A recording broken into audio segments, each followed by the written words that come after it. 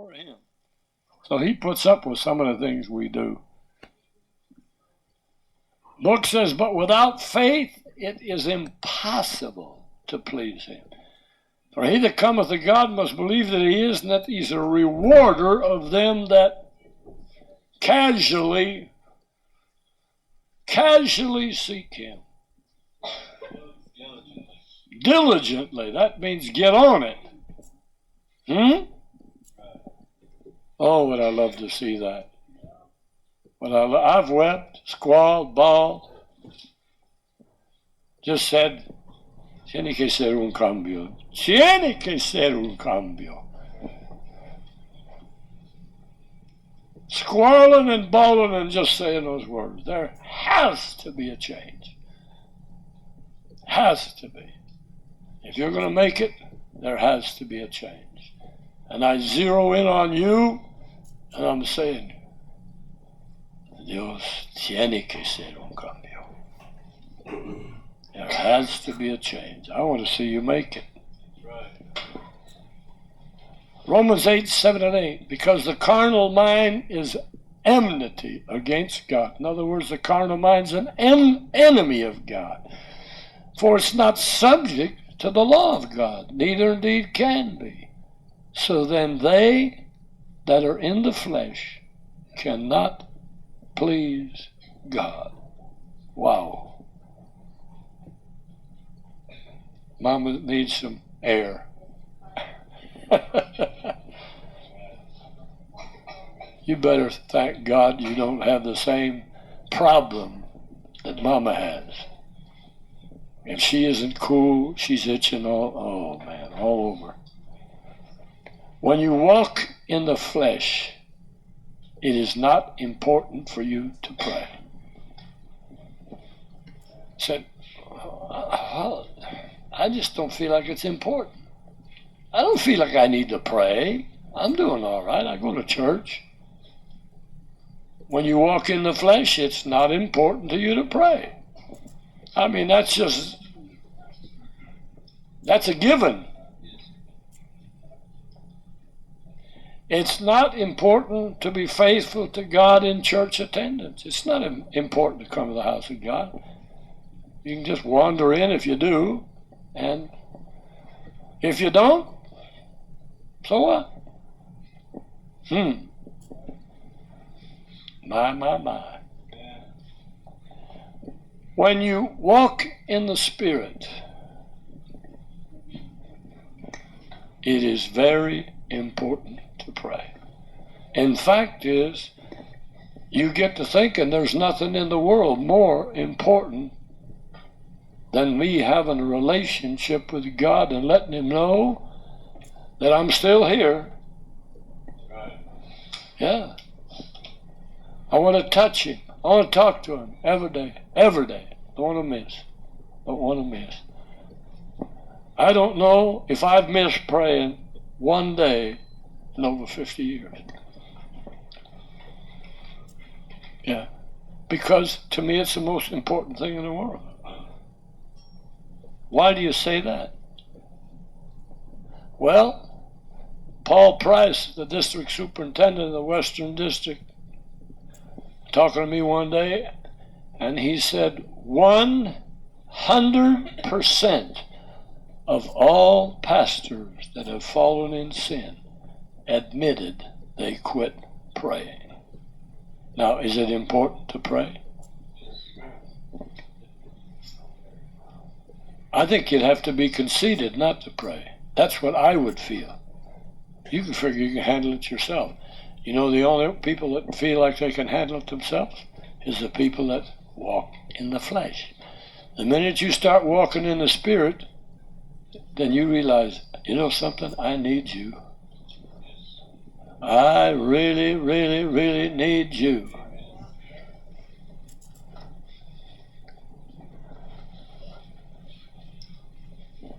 It's very important to come early to services when you walk in the Spirit. It's important. It's not just something real light. It's tremendously important to you if you walk in the Spirit. You don't walk in the Spirit? I'll get there when I get there. As long as I get there. And I don't think that's making the Sabbath holy in your mind. I think it's kind of, who cares? It is very, oh mercy, important to pay your tithes and give your offerings. Said if you'd left that alone, we'd have been all right. I'm going to tell you something. When you walk in the Spirit, paying your tithes and giving your offerings is about as important as anything in your life, especially in this economy.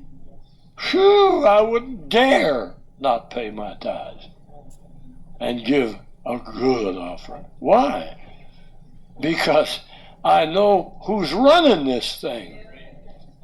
And I don't care if everybody under the sun loses their job. I won't lose mine. He's going to take care of me somehow.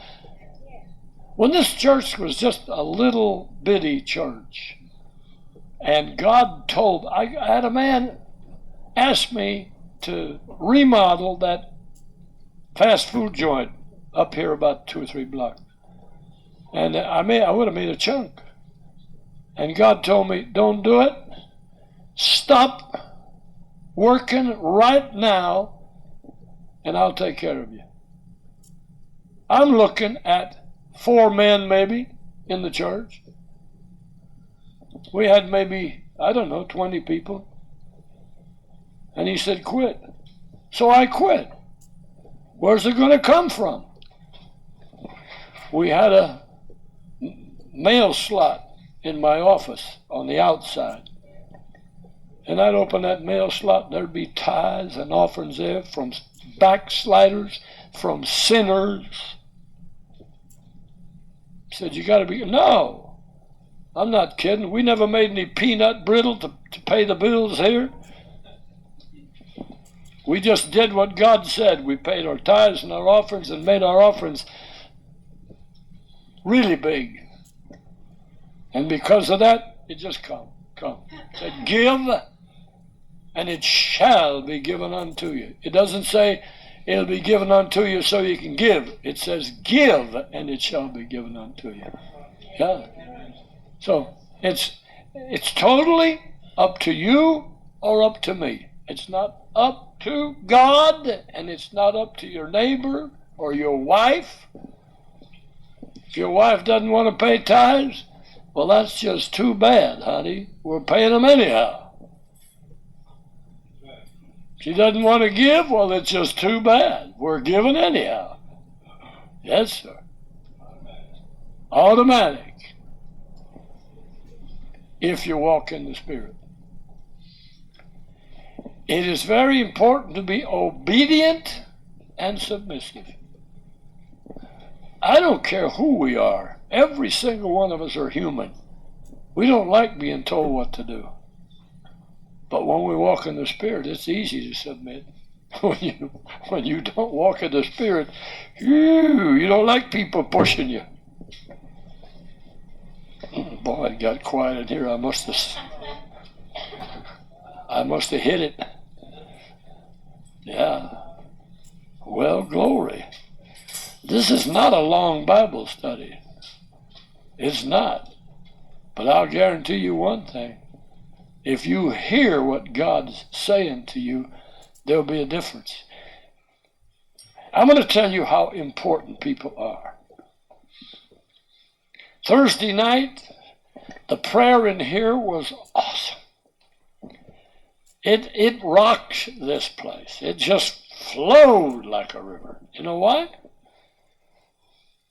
Because,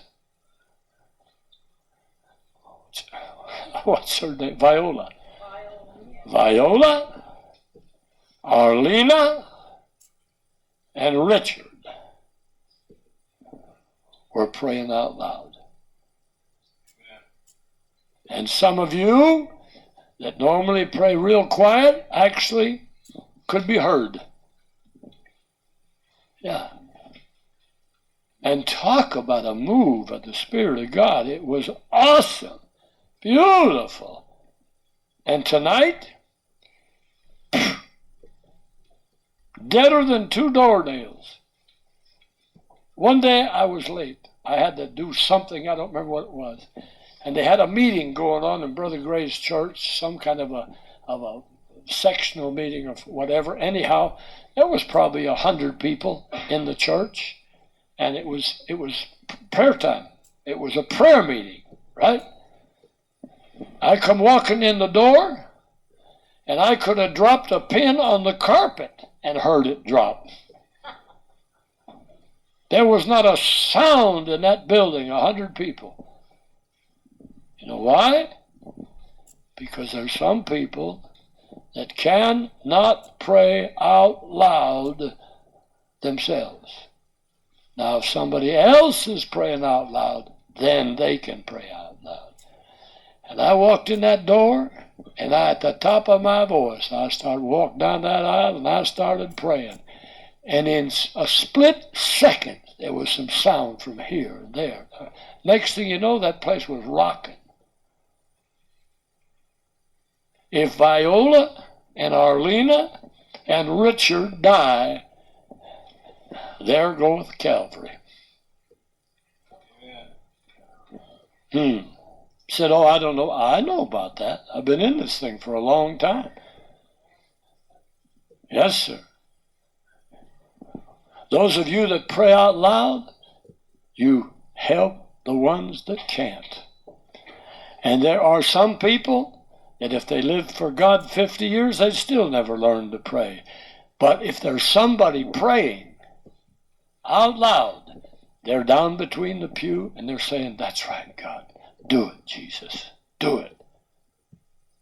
Right. That's right. And if there's nobody praying out loud, they fall asleep. Oh, my. I wonder if I'll get out of here without getting killed. Yeah. It's very important to act like a Christian at all times. You want to get God, please God, act like a Christian at all times. At home, in front of the family. At home, in front of the family. That's right. No wonder some of our kids don't have any idea what it means to live for God. Mom and Daddy don't live for God. At home, in front of the family. On the job, in front of your co-workers. So that when they look at you, they know there's something different. People hate to be different. They hate to be different. I'll never forget Tony and I. We walked into a place to get some material, and there was a bunch of guys in there. I mean, a bunch of them. And so we had to wait. And those guys were cussing up a storm. I mean, the air was blue in that place from those guys, and they're effing this and effing that. And I looked at Tony and I said, let's change the atmosphere. And so both of us started praising God at the top of our voice. Honey, it got so quiet in that place you could have heard a pin drop.